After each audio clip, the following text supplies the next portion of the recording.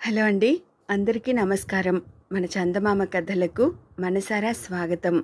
తెలుగు సాహితీ లోకానికి, ముఖ్యంగా బాల సాహిత్యానికి పరిచయం అక్కర్లేని పేరు వసుంధర.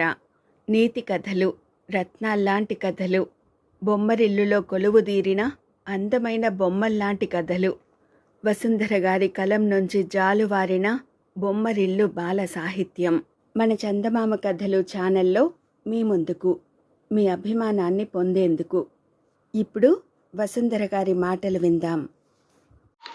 మా కథల్ని అమితంగా ఇష్టపడి తన బొమ్మరిల్లు పత్రికలో వందలాదిగా ప్రచురించి ఆదరించి ప్రోత్సహించిన మిత్రులు శ్రీ విజయబాబినేడికి, ఆ కథలకు సొగసులద్దిన అందాల బొమ్మల మాన్య చిత్రకారులకు, ఆ కథల్ని బొమ్మల్ని అమితంగా ఇష్టపడి సంపుటీకరణకు తీర్చిదిద్దడానికి ఆత్మీయంగా కష్టపడిన రచనశాయికి మా కృతజ్ఞతాపూర్వక ధన్యవాదాలు.